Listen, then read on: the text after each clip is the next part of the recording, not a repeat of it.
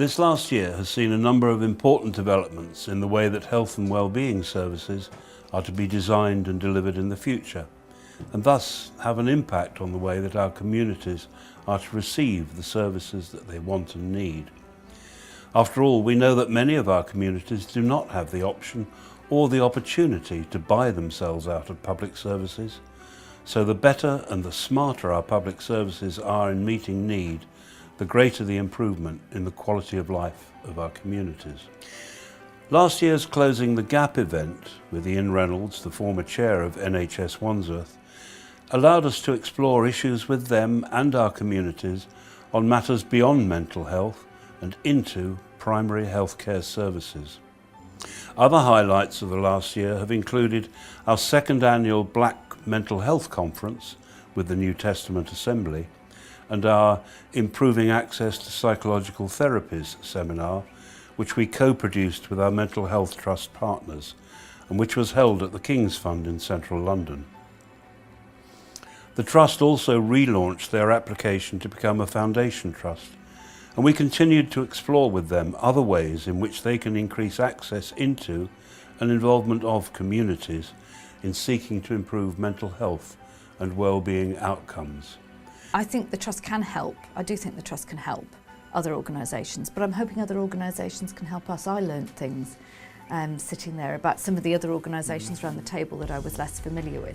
So I think it's a real opportunity to cross-fertilise, to also look at things we can do together, where we might be able to make some different arrangements, some perhaps less conventional partnerships that may still be able to deliver. What added impetus and new energy to much of this work was the newly elected government's introduction in July of last year of the Health White Paper, Equity and Excellence, Liberating the NHS. This heralded the biggest shake-up of the NHS in a generation. Andrew Lansley, the Secretary of State for Health, declared that no future services will be designed for us without us. We will extend personal budgets, giving patients with long-term conditions real choices about their care. This and other reforms introduced as part of a big society project has sought to reduce the power and influence of what government has called bloated public agencies and put much more control over how these services are being designed and delivered into the hands of patients, service users and the public at large. As part of these health reforms, primary care trusts are being abolished, and the power and responsibility to commission health and well-being services are to be transferred to newly formed GP-led clinical commissioning groups, of which there will be 3 in Wandsworth. Health and well-being partnership boards have also been established, and these have been charged with designing and developing overarching plans, including joint strategic needs assessment, which will be used to help inform and influence the way that our GPs will commission health services in the future. Taking our cue from these developments, we invited Councillor James Madden, the Cabinet Member for Health and Adult Social Care in Wandsworth Council, as well as the Chairman of our Health and Wellbeing Partnership Board, to take a journey with us across our communities, to meet some of our leaders and representatives, and to listen and to share with them some of the issues and concerns that they have about everyday life in our borough. This would also be an opportunity to hear about some of the community-led solutions that are being thought about and developed to improve health and well-being services and outcomes, as well as some of the ways in which the Mental Health Trust has been partnering the development of these new ways of working. Linwood Christian Fellowship hosted a coming together of leaders, representatives and friends of our local African Caribbean communities.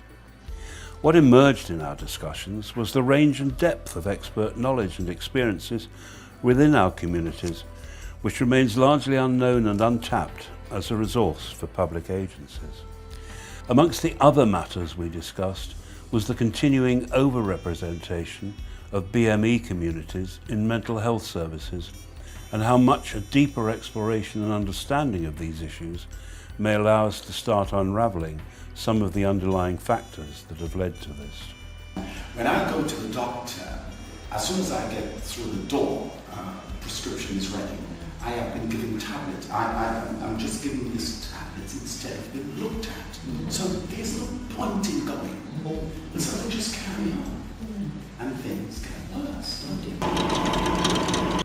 The Association of Somali Women and Children hosted a meeting on the Doddington and Rollo estate in North Battersea, which includes some of the most disadvantaged wards in the borough. We're also joined by the Mission Accomplished Soccer School, or MASS for short, which is a football club who work with many of our young people who live and play in these areas. Again, a striking part of these discussions was the range and depth of community knowledge and understanding of often complex social issues, and a deep desire that many of these communities have in wanting to participate much more in public life and to make a difference for the benefit of their communities, and yet find it difficult to access meaningful opportunities through which they may be able to do so. Say I'm a single mother. Then they will have the rewards. Did you understand? So all this fathers, basically it's not their fault. It's the system's fault. So I'm not blaming any Somalian man. That's his fault. I'm blaming for the government and for the system. And all these women, the man also take advantage of the Somali women. They are covering the man work, all his basically responsibility, and they're doing all that hard work. We also visited the Improving Access to Psychological Therapies team base, again IAPT for short, at Springfield Hospital, to hear firsthand from the provider side of their experience of working with communities, delivering services in community sites, and how this is having an impact on the way that service overall is learning and sharing new ways of working. The learning from this work is beginning to act as a template in how we can continue to introduce more and more public services into community sites, with our community leaders taking a much more active role and responsibility in raising awareness on available services, as well as reaching out to and accessing the communities who have thus far been beyond the reach of existing services. One of the really great things about this whole process has been just from the perspective of being a member of the church and being involved with the community, with people's lives. I understand about working with families who have a loved one who has ended up in a mental institution, then in a prison, and then died. And so a lot of the negatives, a lot of the shouting at that you spoke about, I understand where that comes from. And so being able for our church organisation and to be personally involved in a process that can actually bring about some of those changes, understand some things, and then address some of that, I think that's been particularly helpful. Mushkil Hassan, a leading local expert organisation in how to deliver culturally competent public services, hosted a meeting of some of our South Asian community leaders, and much of our conversation again centred on the gaps between the way that public agencies design their services and how, by them not having a fully informed cultural community understanding built into service delivery, they inadvertently act in a way that has excluded communities from receiving them. Much of our conversation also centred on the health and social care of older members of our community and the importance of sensitive and appropriate end-of-life care. And it's not just one place for us, it's so many places. And it's perfect. Everybody knows that 24 hours is the maximum that the Muslim can keep the body. Only very, very circumstances is okay. But otherwise we need to bury them. In the hospital, 3 o'clock she passes away, and then only Sunday at 1 o'clock she's buried.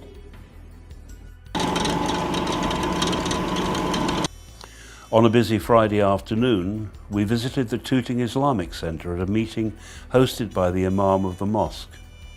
We were also joined by the chairman and executive members of their management committee, who shared with us their frustrations at not having a genuine relationship with our public agencies in ways that they could use to support their own communities. We explored the possibilities of these buildings being opened up so that they not only continue to provide religious services, but also are partnering the delivery of public services as well.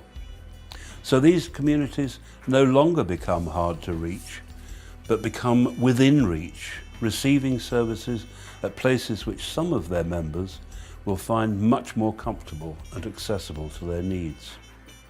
But certainly, I mean, we can share that with the authorities, and I'm sure that if there is areas where it could support and assist with any Muslim patients who may be hospitalized or who may be not coming to our center, and they could be referred to the imams, vice versa, we could also share that with the with the trust, and at the same time explore avenues of communicating with the wider community and saying to them that, look, at any time we've set this up and you can come in and have a look. A meeting of Anglican and historic churches communities was hosted by St Mary's Church in Balham and included representatives from some of our local churches in that area of the borough.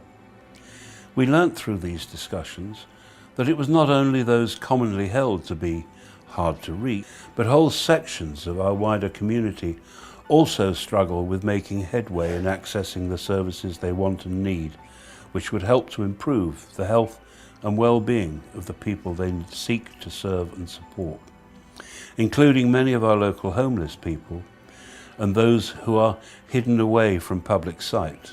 When I had an accident 3 years ago, I broke both my wrists and I had to have a carer every morning to get me up and wash me and dress me for about 3 weeks.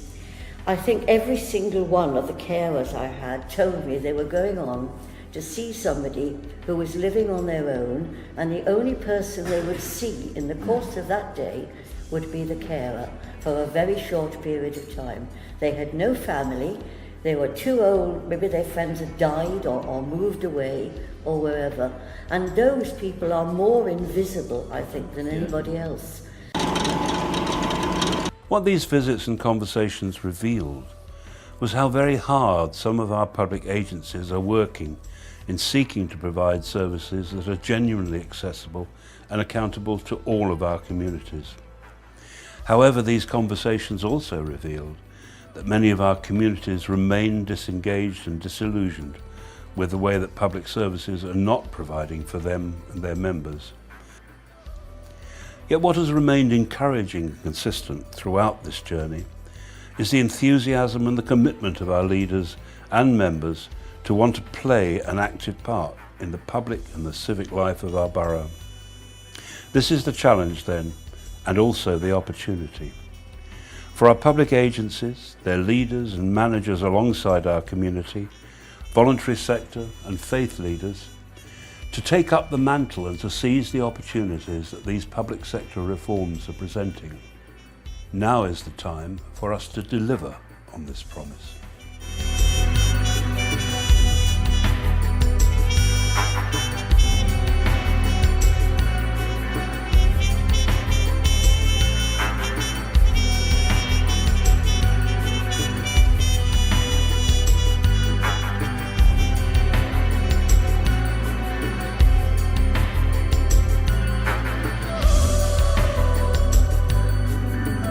How do you become more creative when there's a lot more changes going on that you may not necessarily know about? How do you combat that?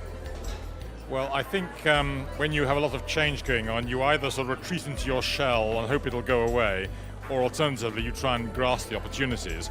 And I think although the changes are very, very big for the NHS in the next couple of years, they really, and they are quite disruptive in some ways, they really do create new opportunities. There are new bodies. I think the Health and Wellbeing Board, which brings together health and social services, NHS and local government, is a really useful vehicle, and that is already engaging with the voluntary sector in quite a big way in Wandsworth.